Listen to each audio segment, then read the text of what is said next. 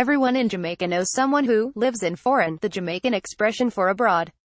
There have been generations of children who have been left at home with family members as their parents went to work in the UK, the US or Canada just to be able to provide for them. Later on, they were often sent for, once people's papers were in order. But even before the Windrush revelations, the prevailing mood was that the mother country was far from accommodating to this side of the family. Icilda Williams left Jamaica for the UK in May 1962, a few months before the island went from a colony to an independent nation. Her first passport was British, it was black and had the Queen's coat of arms and with Jamaica printed underneath. She was 27 years old and a subject. I think the British government forget what we went through, the hard work. The conditions in the hospitals were awful. We worked hard, raising our children, spending our money, buying houses, paying taxes. Now we can't even go back and forth. Now aged 84, she settled in Bradford, had 7 children and believed she would always have the right to stay in the country. But in 2014 she traveled on holiday back to Jamaica and found she could not return. She had never applied for a British passport, despite the fact she would have been eligible. A change in the law in 2014 meant that she needed to prove the time she had been in the UK, but she did not have the evidence. Never got round to it, she says with resignation. I was busy raising my kids. I didn't have time, they were my priority. She says the British government should still have the paperwork to prove when she arrived in the UK, but without that proof, she is stuck in Jamaica. The house she planned to spend part of her retirement in has become her permanent home. I'm too old to wait in lines at the High Commission in Kingston, to go for interview after interview. We should be able to visit our families. My pension is in the UK, my house is there, my kids are there. How can you send someone back who's never lived here or was raised here? The vibe from the passengers coming out of Norman Manley International in Kingston is not like the island's other main airport, in Montego Bay, the resort destination. Here, those arriving are mainly either on business or coming home. As the British Airways flight comes in from London, the red cap porters struggle with suitcases packed to capacity as reunions take place, wave after wave. V. Anderson, who has just stepped off the flight, is looking dapper. Now 74, the retired structural engineer from southwest London was 14 when he arrived in the UK in early 1962. His parents were on board some of the first ships to arrive in Tilbury in the 50s, and he realizes he could have been in the same situation as some of those currently caught up in this. They're all bonkers, mate, he said. Every minute each government adds something else to the way they want it, referencing continual changes in UK immigration policy.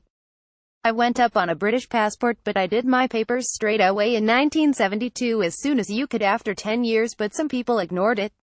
But it doesn't matter, we were all British. How can you send someone back who's never lived here or was raised here? It took him 41 years to travel back to the land of his birth, and he understands how some could have fallen between the cracks in government policy. Who are the Windrush generation? Video explainer, but it was something that had been foreseen by many others, including Olunindamba Samba, who served as High Commissioner for Jamaica in London between 2012 and 2016. We put this on the agenda at CHOM, Commonwealth Heads of Government meeting, in Sri Lanka in 2013. How can one Commonwealth member pass laws that would affect other members so much? But promises were made to remove it from the communique. But when she saw that many people who had been in the UK for decades were being directly affected, she traveled the country and pushed to get the people regularized as Jamaicans as quickly as possible, to use landing cards, school records, mortgage and NHS records as evidence of how long people had been in the country. I'm glad the Home Secretary and the Prime Minister have now acknowledged a great hurt and disservice was done to the Windrush generation. I'm upset it's come to this, but glad that hopefully these people will get their right to be there. But this has opened up the way people here view the relationship with the UK. Radio call-in shows and debates on TV do not normally focus on the Commonwealth Heads of Government meeting, but things have got fiery on air.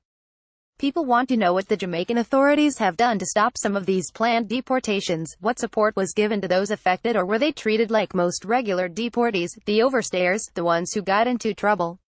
Some, like Kamani, believe that Jamaicans should not be treated as other foreign nationals because of the shared history. Now 38, he arrived in the UK as a 14-year-old. He served time in prison, which eventually led to his deportation.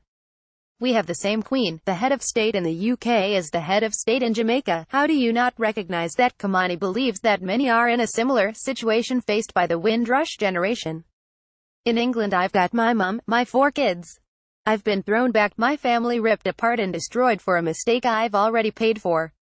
When he told officials the impact it would have on his family, they told him to use social media for communication.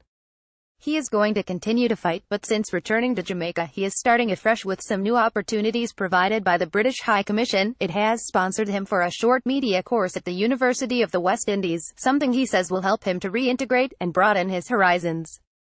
But later in the day I meet another man, Derek, who arrived back earlier this year. He has been staying at someone's house, but they want him to move on. I've been walking the street all day trying to find somewhere to stay, he says. The case of the Windrush generation and the speedy resolution that the government plans has given a false hope to people like Derek. Hopefully they see people like me in a different way. I need them to look at my case. As he explains that he overstayed in the UK for 17 years, and he breaks down the nuance of his case, of the family he's left behind and the life he has to somehow rebuild at the age of 60 in a country he barely recognizes, I explain that it's unlikely this story will change his personal situation. He lets out a sigh that shakes his entire body and the table we are sitting at. It's a hard reality for many who have been removed.